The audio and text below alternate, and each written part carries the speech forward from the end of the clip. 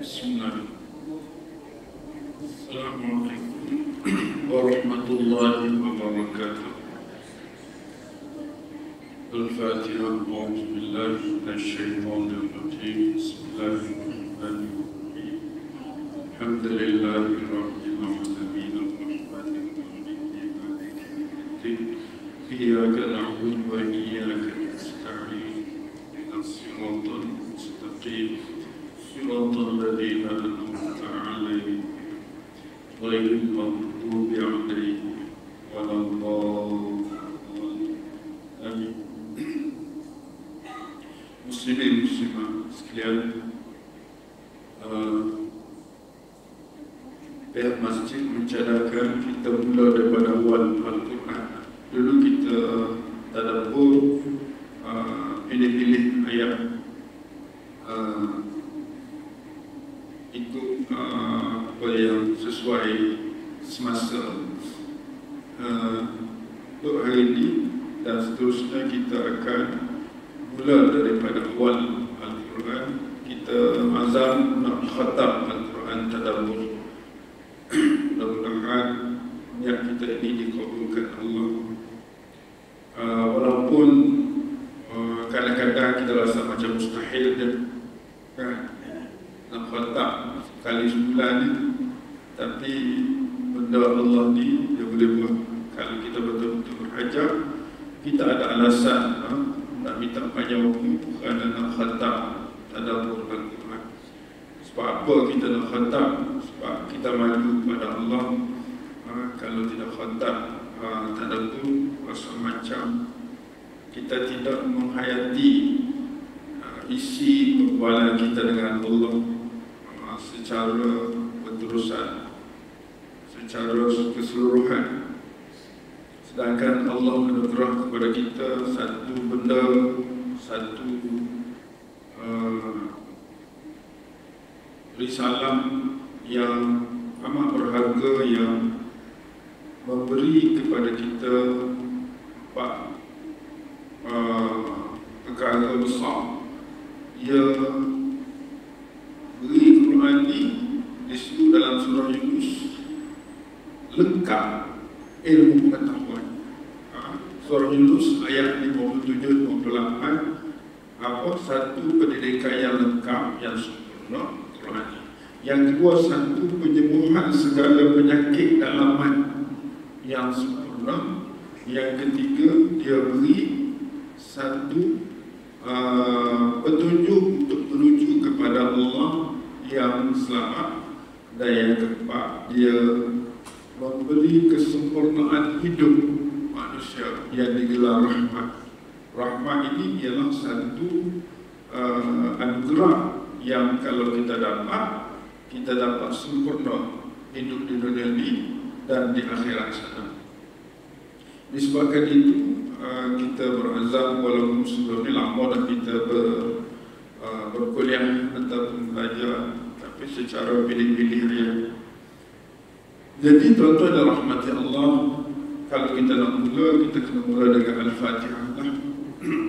Hari ini kita start dengan Al-Fatihah.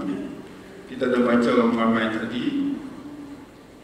Bismillahirrahmanirrahim. Alhamdulillah wassalatu wassalamu ala Rasulillah wa ala alihi wa sahbihi ajma'in. Allahumma rabbana shrah lana sudurana wa yassir lana umurana waj'alna minal ladzina yastabi'una al-qawla fayattabi'una ahsana. Allahumma ij'alna min ahli al-Qur'an, ahlullah wa khassatuh. Allahumma rzuqna as-sakinah wal rahmah wa du'a al-malaikah wa dhikrullah fi man indah. Allahumma shfi mardana wa mardal muslimin. Allahumma hab lana hukma wa alhiqna bis salihin. Allahumma اغفر لنا ذنوبنا ولإخواننا الذين سبقونا بالإيمان ولا تجعل في قلوبنا غلا للذين آمنوا ربنا إنك رؤوف رحيم. ربنا آتنا من لدنك رحمة وهيئ لنا من أمرنا رشدا. Ini doa khusus untuk tadabbur yang ana kumpulkan daripada ayat-ayat dan hadis-hadis Nabi sallallahu alaihi wasallam Dan kalau Allah kabul, dan kita harap sangat Allah kabul, kita akan mendapat segala kepentingan dunia akhirat. Amin. Adapun surah Al-Fatihah, nama dia Fatihah, makna Fatihatul Majlis. Alif Lam tu tuan-tuan dia panggil alif lam yang menerangkan sesuatu yang temporary. Kalau kita kata kita nak buka majlis, kita baca Al-Fatihah kan, dia panggil Fatihatul Majlis, pembuka majlis. Kalau kita nak buat kelas, kita mulai dengan Fatihah, kita panggil Fatihatul Fasli, pembuka kelas. Maka Fatihah ini dia yang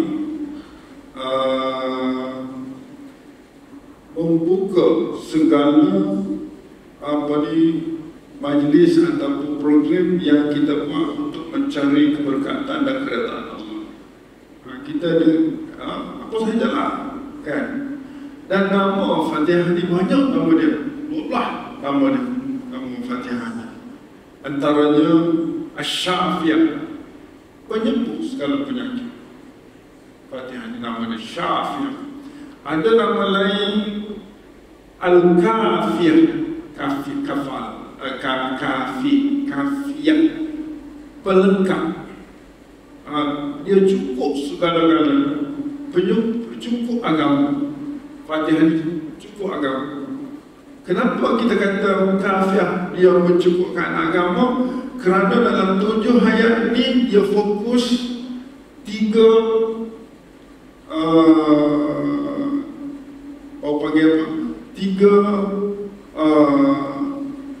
pelengkap agama, iaitu akidah, syariah dan akhlak. Dalam 7 ayat ini, akidah 4 ayat pertama, akidah 4 ayat pertama. Akhlak apa ni, ibadah atau syariah 1 je, ayat 5, dan akhlak ayat 6 dan 7. Lengkap, dia panggil Kafiyah. Nama-nama lain macam Ummul Kitab, Ummul Quran, ada ibu segala ayat-ayat lain. Sebab dia dengan baca dia itu dah lengkap agama. Yang lain ni dia cerita syarah, bawa cerita, bawa mentafsirkan apa yang ada dalam Fatihah. Tuan-tuan dirahmati Allah, Fatihah bermula dengan basmalah. Bismillahirrahmanirrahim. Dengan nama Allah yang amat pemurah lagi amat penyayang. Kita bila baca bismillah, kita tidak boleh diam dengan bismillah. Mesti kita kena rangkum dengan perbuatan. Saudara anda sebut Bismillahirrahmanirrahim, saya minum air. Saya minum air ni dia sebahagian daripada sentence ayat bismillah. Dia tak ada pisah dengan minum air. Bismillahirrahmanirrahim. Makna kita minum air itu menyambung kepada bismillah. Dia tidak ayat lain. Sebab Bismillahirrahmanirrahim ni kalau kita belajar simple sentence, dia tak lengkap. Tak lengkap. Dengan nama Allah yang amat pemurah lagi amat penyayang, apa? Dengan gelas yang cantik ini, yang baru ini, stop je tu. Apa je Ustaz nak cakap? Ada isu lah, tak sempurna. Jadi saya minum. Jadi itu. Mana Bismillahirrahmanirrahim, saya minum ayat. Bismillahirrahmanirrahim, saya membaca. Bismillahirrahmanirrahim, saya makan. Maka ayat yang melengkapkan bismillah adalah perbuatan kita. Kalau saya buat kerja, saya tak baca bismillah, saya baca Quran, tak baca bismillah, makan tak baca bismillah, apa jadi? Maknanya perbuatan saya itu putus dengan pencipta. Putus dengan pencipta. Kita tak ikat. B itu, dengan itu, pengikat. Mana makan kita ikat dengan Bismillahirrahmanirrahim. Minum Bismillahirrahmanirrahim. Okey, dalam Bismillahirrahmanirrahim ini ada dua nama, Ar-Rahman, Ar-Rahim. Nama Allah ada 99. Kenapa dalam 99 nama itu untuk ikat pekerjaan kita, kita ambil nama Rahman dengan Rahim? Kenapa? Kerana dua nama inilah yang mendatangkan rahmat kepada kita, pelengkap rahmat kepada kita. Daripada Ar-Rahman, Ar-Rahim datang adalah rahmat. Boleh tak kita baca Bismillahirrahman satu je, Bismillahirrahman je, ambil satu nama, ataupun ambil nama Bismillahirrahmanirrahim, tak ambil Rahim? Boleh? Sebab dua nama juga tak boleh, sebab dia tidak pelengkap pada rahmat. Sebab hidup manusia ini perlu pada rahmat Allah. Kalau saya minum air tadi, saya nak air ini mendapat rahmat Allah, maka saya kena guna dua nama Allah, Ar-Rahman, Ar-Rahim, untuk ikat hidup saya dengan minum air. Maka Rahman maknanya dia beri, Ar-Rahman yang maha pemurah. Dia beri kita, beri hidup dengan rahmat, beri kita makan, minum dengan rahmat Allah. Semua orang yang duduk dalam muka bumi dan makhluk Allah di muka bumi ini mendapat nikmat daripada rahmat Allah. Tetapi rahim Allah kita perlu juga, sebab rahim ini melibatkan kasih sayang, akidah, pegangan, hubungan kita dengan Allah. Beri rahmat. Yang dia komunikasi kita dengan Allah, ibadat kita kepada Allah, tauhid kita kepada Allah, rahim. Sebab itu rahman, kalau kita belajar ilmu bahasa, rahmat nun ni dia mari secara khusus. Dia tidak asal duduk pada perkataan rahimah. Rahimah kan, Rahimnya nun tu bagi kat mana? Nun dia dah datang secara khusus untuk melebarkan sayap nilai anugerah Allah beri. Kan nun tu dia tak bersambung, nun tak habis, dia tak sambung. Kalau dah sambung nun tu sampai nampak muka dia, dia akan jadi min. Min tu asalnya dia nun, dia sambung itu, dia jadi panjang, jadi min. Sebab apa? Min tutup mulut, nun buka mulut. Makna apa, nikmat Allah yang Allah beri pada manusia ini tidak ada penghujung. Maknanya jangan duduk nikmat, carilah semua kalau nak nikmat dunia Allah akan beri. Tengok orang kafir, dia usaha, dia dapat segala nikmat, tapi nikmat itu tidak akan bernilai tanpa rahim Allah, tanpa rahim Allah, walaupun kaya, walaupun hebat. Sebab itulah kita kena baca Bismillahirrahmanirrahim dalam semua kerja kita, supaya kerja kita, minum kita, makan kita jadi rahmati Allah SWT. Rahmat kata terbitan daripada rahimah yarhamu, rahmat kata terbitan, terhasilnya rahmat daripada dua nama Allah, Ar-Rahman, Ar-Rahim.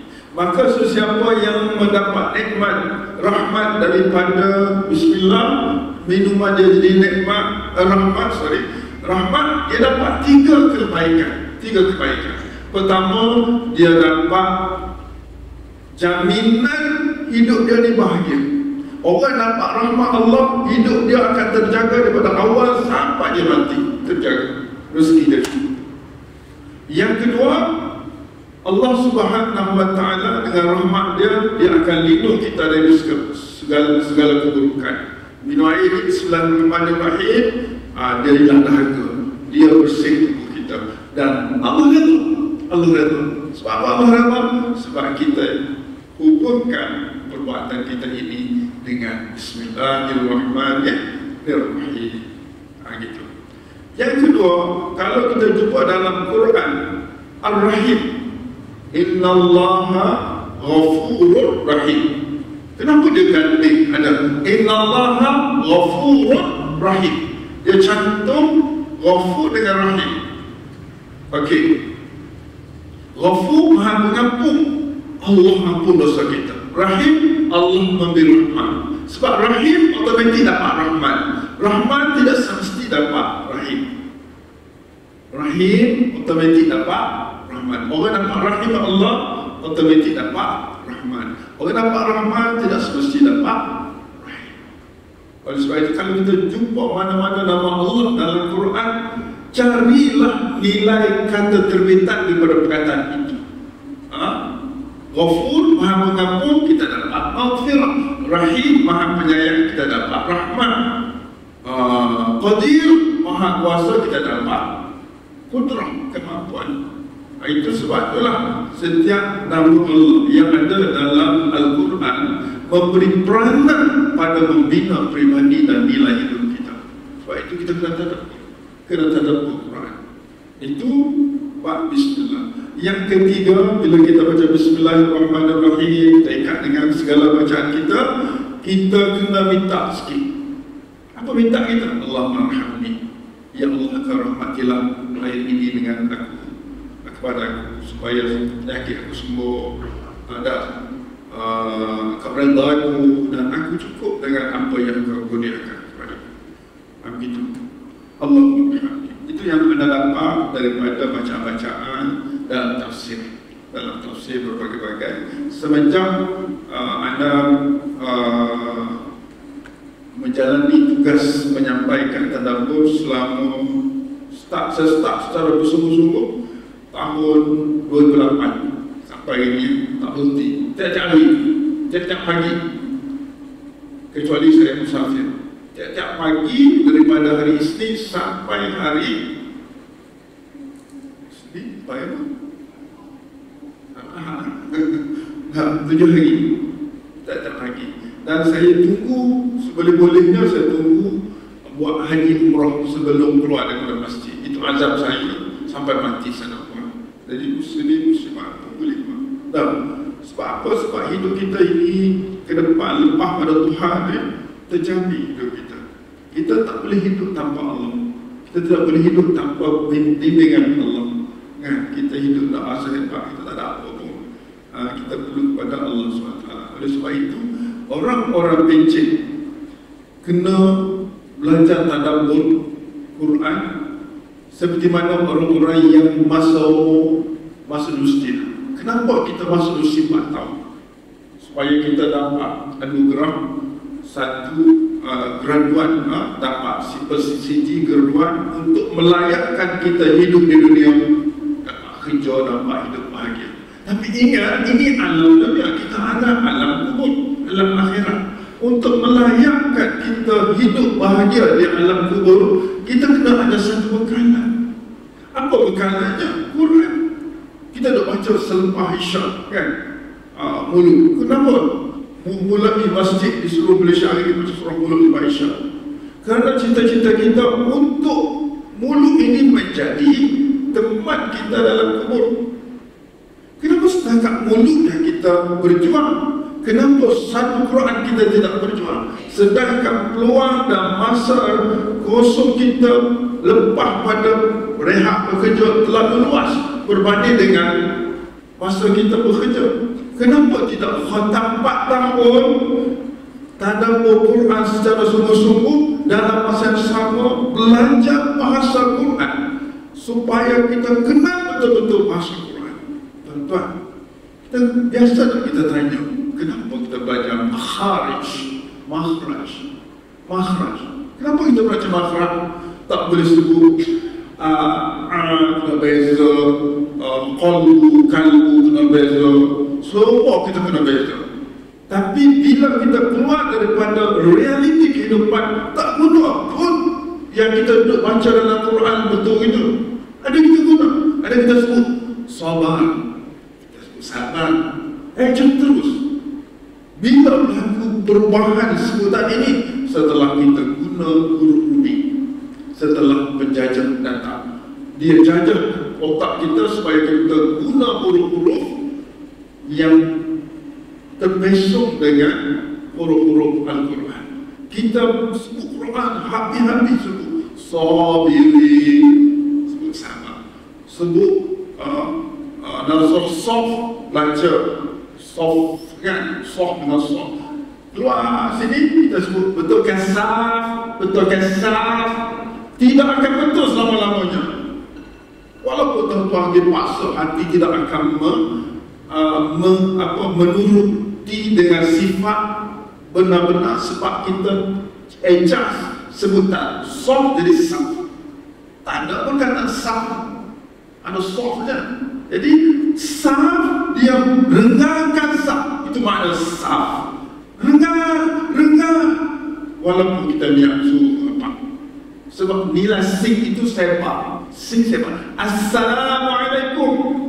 Kita bagi salam, kita sepakan salam. Guna sing, tak boleh guna sah. Assalamualaikum. Tak boleh. Dia tidak menyebarkan nilai sing dengan sah, tak sama. Maka kita menggunakan sah dalam banyak perkataan sah.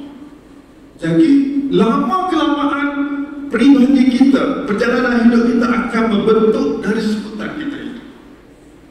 Sebab itulah kita tengok seluruh dunia saat Islam datang ke dunia ini di awal Islam, dia guna huruf apa? India boleh huruf Jawi, huruf Arab, Pakistan huruf Arab, semua. Bila penjajah datang, British datang, semua datang, dia tukar. Dia ambil pakar-pakar, hantar ke sana, dia tukar huruf Rubi. Maka kita menggunakan Rubi. Jawi lagi macam orang asing. Tak kenal tu. Anak-anak kita belajar Jawi pun buat lepas gitu je. Sedangkan itulah orang panggil turaf yang kita hilang hari ini, yang membentuk nilai peribadi semangat cinta kita. Kita sebut Allah, tuan-tuan. Sebut Allah dengan hak kan? Allah, dia jadi gagah Allah. Cuma tukar Allah Maha Besar ke Maha Kecil. Tak boleh sebut Allah. Sebab dia tak sesuatu hak untuk disebut Allah. Dia kena sesuatu untuk Allah. Allah itu sebut hak.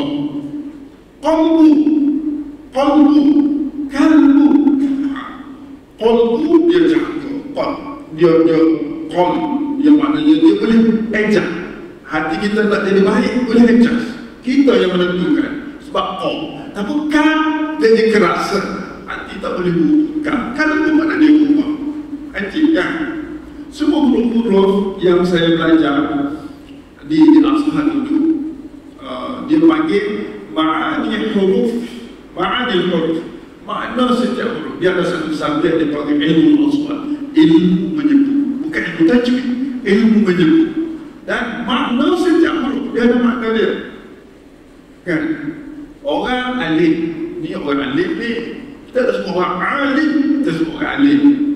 A-L-I-M, alim. Alim yang orang sakit.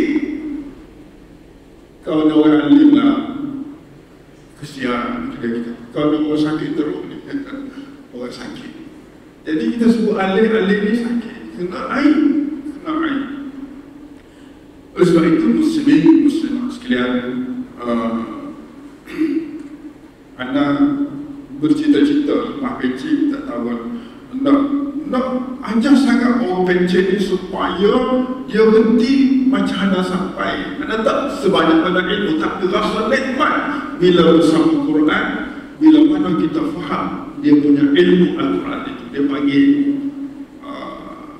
anda bercerita pasal tadi. Contoh hari ini, macam mana kita nak baca 3 ayat. Alhamdulillah Rabbil Alamin Ar-Rahmanir Rahim Maliki Yawmiddin. 3 ayat selepas Bismillah ni, anak kata 3 ayat, 2 ayat tak lengkap, tak sempurna. Tuntutan simple sentence. Ayat Ar-Rahman, ayat Ar-Rahim. Tahukah kita ayat yang melengkapkannya? Kalau kita tak belajar bahasa Arab, kita tak tahu. Sebab bahasa ini pelengkap. Contoh, Alhamdulillahi Rabbil Alamin. Dia sebut suara. Cuba tengok muka orang yang baca Alhamdulillah, senyum. Pada apa dia senyum? pada huruf ha. Kalau tuan-tuan betul sebut huruf ha, otomatik muka dia manis. Kalau orang Nabi kata sebut Alhamdulillah 33 kali lepas sembahyang, maka kalau kita duduk senyum bukan kita terbentuk happy. Sebab dengan sebut Alhamdulillah, Subhanallah, ha juga dia berbentuk happy. Dahlah dan sing tu sebar, ba itu tegas, ha pula happy, alif pula berdoa kepada Allah, nun pula akan menunjukkan satu nilai kesempurnaan hidup. Subhanallah, dan kesemua itu diraja disandar kepada Allah. Subhanallah, Subhanallah. Nilai ini perlu diketahui oleh setiap orang yang hidup di muka bumi ini, dan dia tidak akan dirasai nikmat huruf kalau kita tak belajar makna huruf, makna setiap sebutan huruf yang betul. Kan? Orang sebut syaitan, orang sebut macam mana? Setan. Macam setan. Setan ni bukan makna benci, makna suka. Suka jadi syaitan. Syaitan. Tuh. Yang huruf-hurufnya, huruf syek dengan huruf ba penting dalam syaitan. Syaitan, ba itu ialah benci kepada syaitan itu, sebab dia musuh Allah. Kalau syaitan, tengok dulu mania, macam garam, dan sayang. Jadi jangan sebut syaitan, sebut syaitan. Jangan sebut sebab ada syah. Sebab syah ini ialah satu nilai. Dia ada gigi, ada titik pula tiga tu. Dia tak sama dengan sin. Sin yang tak ada huruf sama, huruf sama tapi tak ada gigi, tak ada titik tiga. Ada gigi, tak ada titik tiga. Tak sama makna dia. Itu. Jadi hari ini kita nak belajar Fatihah, apa ni, basmalah. Ada 3 ayat ni kita nak belajar lagi. Ayat pertama, Alhamdulillah. Simple saja. Alhamdulillahi Rabbil Alamin. Lengkap. Alhamdulillahi Rabbil Alamin. Puji-pujian itu untuk Allah, Tuhan sekalian alam. Lengkap ayat. Tapi Ar-Rahmanir Rahim, satu ayat kita belajar ayat yang ketiga surah Fatihah. Adakah ayat yang lengkap sebagai simple sentence? Tak. Sifat mausul dia panggil. Sifat mausul maknanya yang amat pemurah lagi amat penyayang. Ar-Rahman Ar-Rahim, amat pemurah lagi amat penyayang. Tak lengkap. Yang cantik lagi baik. Bukan ayat. Dia kena ada ayat lain yang melengkapkan. Contohnya, botol ini cantik lagi baik. Botol ada, kan? Kalau yang cantik baik boleh pakai mereka, tak lengkap. Begitu juga Maliki Yaumiddin, Raja Hari Pembalasan. Apa kaitan dengan raja? Tak cukup. Ayat tak lengkap. Jadi kita dalam membaca Fatihah, dalam untuk rawatan, untuk apa pun, kita kena tahu nilai ayat lengkap pada setiap ayat yang tak lengkap itu. Dia memang lengkap, tapi tidak zahir lengkap dia. Macam mana kita nak baca? Alhamdulillah, segala puji bagi Allah. Allah yang mana? Rabbil Alamin. Satu. Alhamdulillah, Allah yang mana? Allah Ar-Rahmanir Rahim. Alhamdulillah, segala puji bagi Allah yang mana? Allah yang dia itu Maliki Yaumiddin. Maknanya kita sebut Alhamdulillah, segala puji bagi Allah itu kerana 3 sebab. Kita tak sebut Alhamdulillah iman, segala puji bagi iman. Sebab iman tak ada peranan, dia menjadi iman dia habisnya. Tapi Allah ada 3 sebab. Pertama, dia Rabbil Alamin, Tuhan Alamin. Dia pemilik alam ini, pengurus alam ini, maka kita kena puji hanya kepada dia. Satu. Yang kedua, Alhamdulillah. Kenapa? Ar-Rahmanir Rahim. Kerana dia sahajalah yang memberi rahmat kepada kita. Dunia dia cukup, akhirat dia cukup. Dunia ni itu. Lepas tu kita kena puji kepada Allah sahaja, sebab Allah itu bila kita mati, kita betul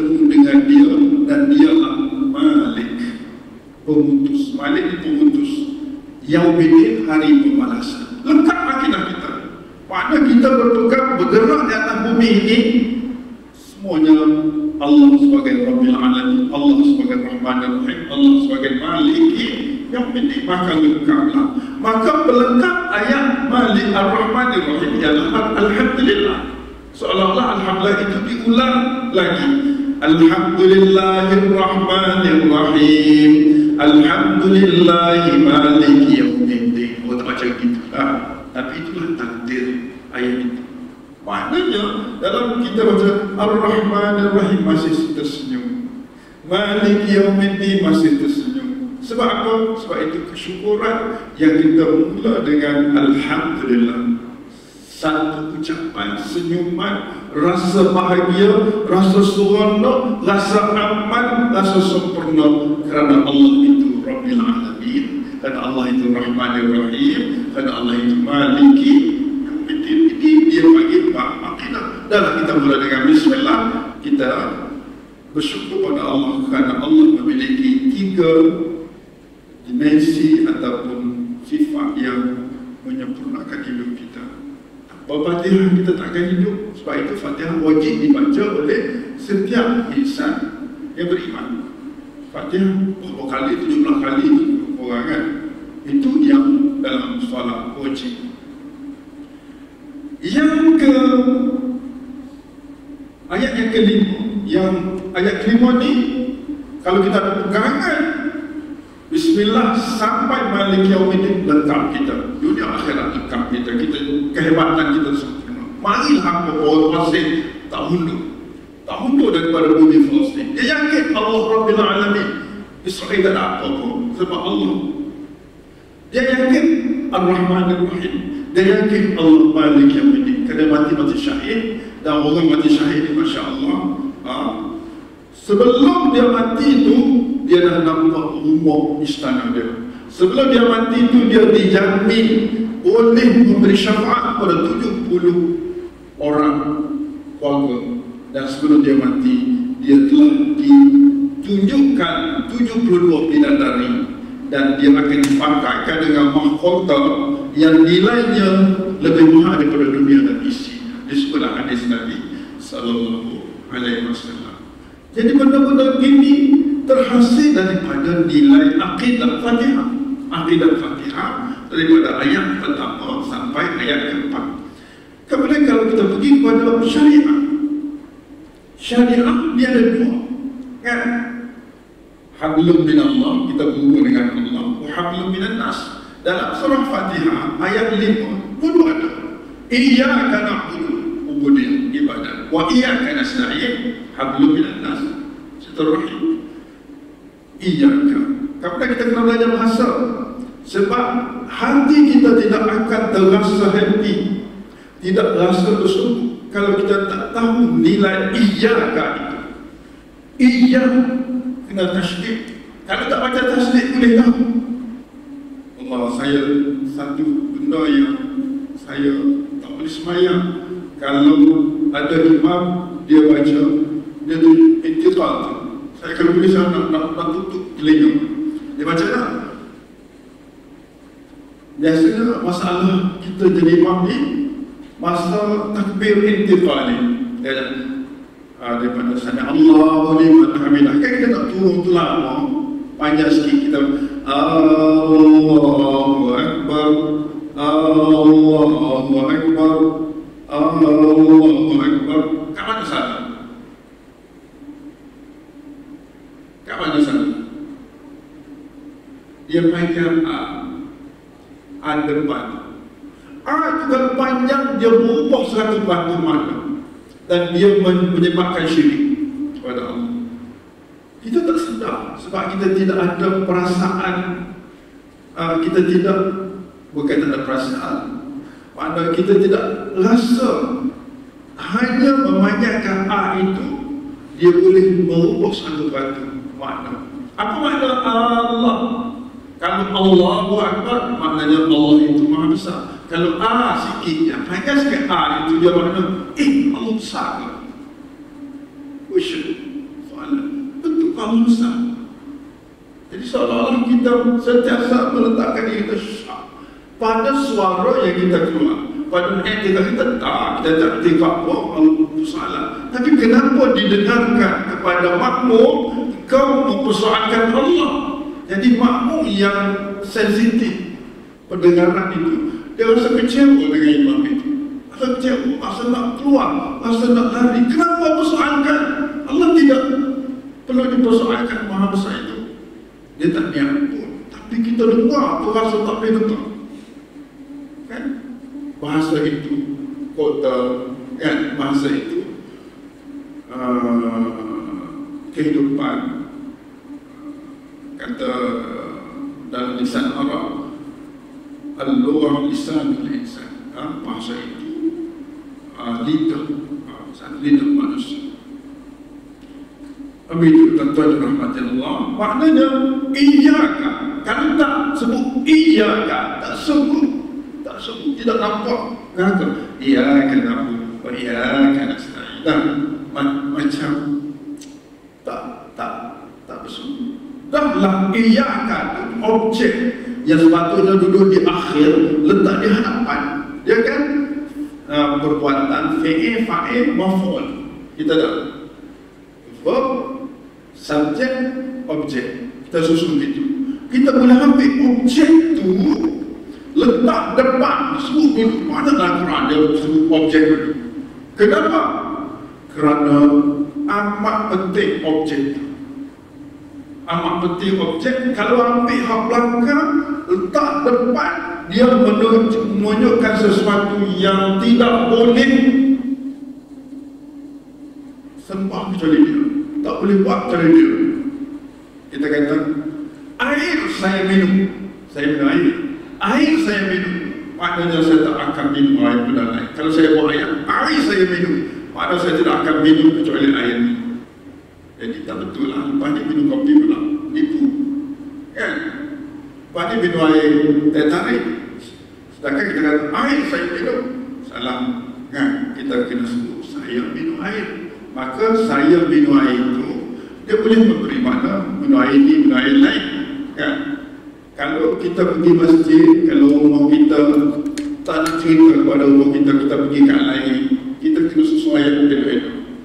Kita kata, bang, pergi mana? Saya pergi masjid. Padahal dia pergi kedai kopi sebelah tu, dia tak cakap. Dia kata, abang nipu lah. Saya dapat mesej daripada kawan, apa duduk air sebelah hujan tu? Dia kata, iyalah, tapi saya tu cakap saya pergi masjid. Saya pergi masjid dalam masa sama, saya boleh pergi tempat-tempat lain. Yang penting masjid saya ada. Tak jadi mana saya, bang, ada tak? Ada. Ya, sebab ayat kita saya pergi masjid. Saya tidak buat masjid saya pergi. Kalau masjid saya pergi, maknanya pertikaian itu bentuk ayat itu kan? Kalau kita masjid saya pergi, kita ejah ayat, sebut masjid dulu, maka dia hanya terhak untuk ke masjid, tak boleh pergi tempat lain. Begitu juga kita dengan Allah. Kalau kita kata na'budu iyyaka, maka kita boleh sembah Allah, boleh sembah melaik. Orang-orang kafir ini dia syirik, dia kufur disebabkan dia ejah ayat ini. Dia sebut na'budu iyyaka, dia sembah Allah, dia percaya ada Allah, tapi dalam satu dia sembah selain Allah, syirik. Oleh sebab itu, untuk menghilangkan syirik, untuk hanya kepada Allah, wajib menyebut iyyaka objek dulu. Itu dia punya bahasa. Bila bahasa kita susun dengan cara itu, kita terasa nikmat dalam kita berabdi diri kepada Allah, rasa happy dengan Allah. Tak nampak orang lain, nampak Allah je. Daripada mana tak nampak orang lain? Daripada iyyaka. Kita letak Allah depan, maka tak nampak selain daripada Allah. Dalam mengabdi diri kepada Allah, dalam mengharap kepada Allah, dalam berdoa kepada Allah. Begitu juga dalam isu isti'anah, minta tolong, kita sebut wa iyyaka nasta'in. Nasta'in minta tolong untuk apa? Untuk bersilaturahim dengan keluarga kita, untuk bersilaturahim dengan sahabat handaikan kita, untuk bekerja. Kita akan berdepan dengan isu-isu. Siapa yang kita minta tolong dalam masalah kita? Allah sahaja. Ya, kita sakit kepala, pergi hospital dan bismillahirrahmanirrahim, keluar rumah, baca bismillah dengan nama ya Allah yang Maha Pemurah lagi Maha Penyayang. Aku nak pergi hospital ya Allah, nak ikhtiar sebab Engkau suruh ikhtiar. Pergi hospital itu bukan kerana dia boleh menyebut, Allah menyebut, tapi Allah kata ikhtiarlah, kan? Jadi iyyaka na'budu wa iyyaka nasta'in. Kenapa letak Allah dulu? Sebab segala perbuatan kita kena mulakan dengan permintaan kepada Allah. Itu dia kita punya syariat. Sebab itu tuan-tuan, iyyaka nasta'in, kita sekarang ni kita umur kita, saya tahun ni tahun terakhir kerja rasmi, tak tahulah tak ada dia panggil istilah akad baru, dia panggil kontrak, tapi untuk first round habis tahun ni 60 kan, 60, tapi akhir tahun saya fikir iyyaka na'budu ni malam boleh buat bila-bila masa boleh bertobat pada Allah, tapi wa iyyaka nasta'in dengan keluarga saya, dengan orang kampung yang saya pernah hidup dengan mereka 20 tahun, ada kes-kes yang melibatkan diri saya, dia tak maaf. Keluarga saya tidak selesaikan isu tanah, isu apa. Ada tak? Sebelum saya dijemput Allah, kalau saya tidak pulang saat ni untuk selesaikan isu-isu yang ada dalam masyarakat saya, dalam keluarga saya, adakah saya boleh jumpa Allah dengan aman? Ini satu isu yang kita kena sama-sama fikir umur kita yang sebelum dia bertemu Allah. Keluarga kita mungkin ada kes keluarga kita, dia tak halang kita tak halang dia, boleh balik jumpa Allah. Dia tak dengar cakap, Ustaz, dia ni ya Allah gerah kepala saya. Macam mana kita nak salah, nak suruh dia lembut? Wa iyyaka nasta'in, minta bantuan Allah, bangun tahajud, minta ya Allah lembutkanlah hati aku dan hati adikku ini supaya aku bersatu dengan dia dan bermaaf-maafan sebelum aku bertemu denganmu. Aku tak sanggup berjumpa denganmu sedang kau tahan aku di pintu syurga kerana ada kes yang belum selesai. Jadi umur terbagi selain pada iyyaka na'budu kena wa iyyaka nasta'in. Inilah syariat, inilah kehidupan yang kita kena lalui ke manapun. Kita kata dengan Allah senang, dengan manusia yang paling dekat dengan manusia, yang masalah kita ialah keluarga kita, kawan-kawan kita, jiran kita, 3 golongan ni. Nah, golongan ni kita kena sesat sebelum jumpa Allah Subhanahu Wa Taala. Biarlah seluruh keluarga bermaaf-maafan, redha meredai. Kalau nak ikut ya Allah, tak mampu nak redha adik saya ni ataupun kawan saya ni, sebab apa? Dia ni ya Allah wajah pada saya. Tapi apakah sudah dengan berdendam, tak maafkan dia kerana kesalahan besar dia? Apakah sudah kita kalau nak ikut kita jahat dengan Allah, Allah tak maaf kita?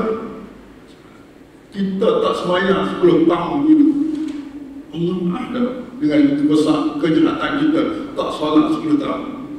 Tapi kalau kita betul-betul minta maaf pada Allah, Allah maaf. Allah mampu memaaf. Kenapa kita tidak mampu memaafkan adik-adik kita kerana dosa dia ataupun dosa kita? Itu bagi anda, anda berfikir demikian. Berat tapi kena hadapi dengan kawan, dengan sama-sama itulah. Itu wa iyyaka nasta'in. Maknanya hablum minallah iyyaka na'budu wa iyyaka nasta'in. Itu nilai akhlak pada iyyaka na'budu wa iyyaka nasta'in. Kemudian dalam masuk ke duha, jadi ada biasa ada mengerti duha. Jadi sikit lagi, ihdinas sirata,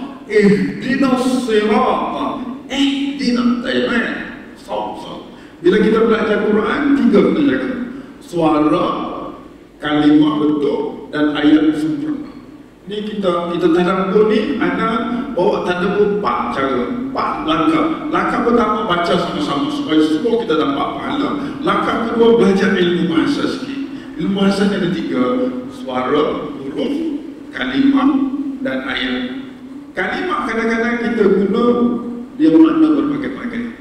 Baris kadang-kadang memberi makna berbagai. Kita belajar sikit-sikit, insya-Allah kita akan dikurniakan Allah ilmu. Jadi ihdina.